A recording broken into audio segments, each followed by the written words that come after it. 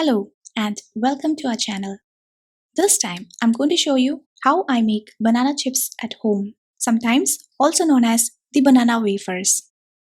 Banana chips is a deep fried, crispy slice of banana, usually the plantains. This is one of the food component of the South Indian cuisine and is especially a must during the festives like Onam. So let us get to know how to easily make banana chips at home for this festive season.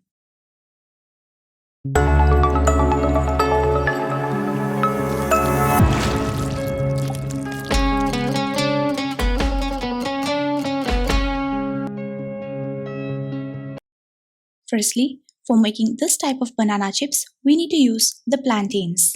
Basically, because plantains are a type of banana which is more starchy and the best suited for giving a crispy and caramelized texture for the chips.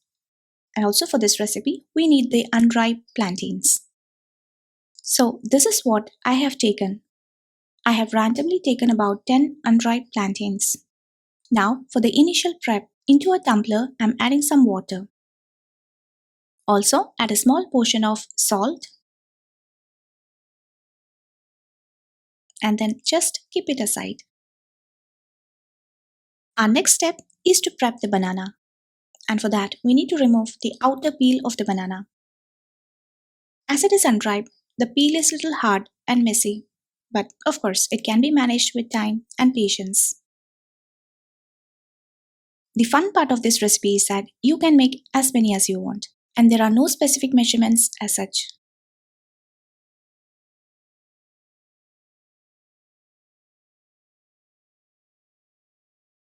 So, after peeling, this is how it is. And it is ready to go to the tumbler of saline water. Soaking the peeled banana in saline water helps to remove the stickiness and also makes the banana clean. So, in the same way, let's prep, peel, and soak all the bananas we have taken. This so called banana chips is widely used in the South Indian states as a tea time snack and probably at times as a munching snack. Coming back, here we have all the plantains peeled and soaked in saline water. It's good to soak them for about 5 to 10 minutes and then drain this water and wash with fresh water and pat them dry. Then these bananas are ready for the next process. Here I'm using a food processor to slice the banana so that we can get uniform and thin slices, and of course it saves a lot of time. But you can also use a slicer board or simply chop them to thin slices. At the end, this is how it looks like with thin slices. Since I've used the processor, all the slices are somewhat joined and clumped now. But that does not matter because while frying, we can simply separate and put them into the oil. Yes, let's now proceed to the frying process of banana chips. Add the oil necessary for deep frying so that the contents can dip well. Now remember, the oil needs to be heated nice and well so that as we drop in the banana slices, it quickly starts to float in the oil and do not sink to the bottom of the pan. So I'm adding the first batch of our banana slices. I'm separating the slices one by one and adding them patiently. Now in the first batch, it's good to add some salt as this will give the banana chips a nice salty feel. Deep fry the banana slices till they turn crispy. Depending upon the size of the pan and the quantity you have added into it, the frying may take about 3 to 5 minutes or maybe a little more.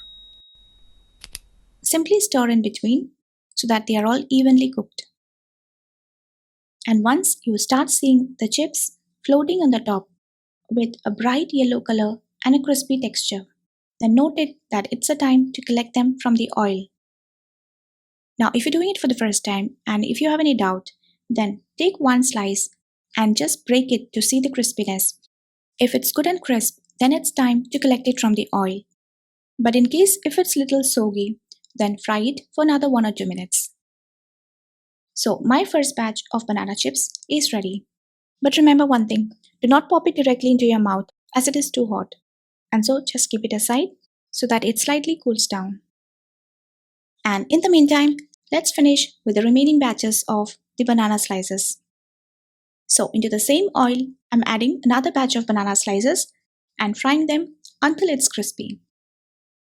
But I'm not sure whether these kind of plantains are available in many parts of the world. So if you have this available in your part of the world, do tag your country in the comments below so that it may be helpful to someone who doesn't know about it. As like we did earlier, once collecting the chips from the oil, just keep it in a tray or a flat surface so that it cools down to room temperature. And remember to not cover it, or because of the steam, it can lose the crispiness. And yes, here our second batch is also done. And in this way, I made all the remaining banana slices into the banana chips. Now, if you're making small batches with one or two bananas, I'm sure it will be done in a day or two. But if you're making large quantities, then to retain the crispiness for a longer time, store them in airtight bags or glass jars. These homemade fresh banana chips are really wonderful when compared to the store-bought ones. That's it. So let's check and see how our homemade banana chips sounds like.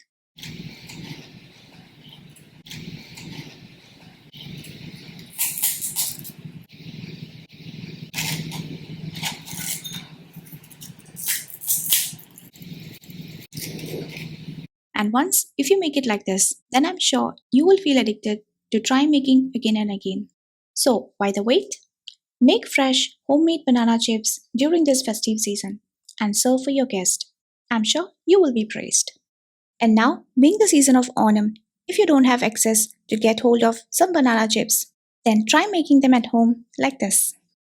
Now, for those of you who don't know what is Onam, then I would like to give a shout out that Onam is a harvest festival which is celebrated every year by the people of Kerala, which is in fact a beautiful state in the southern part of India.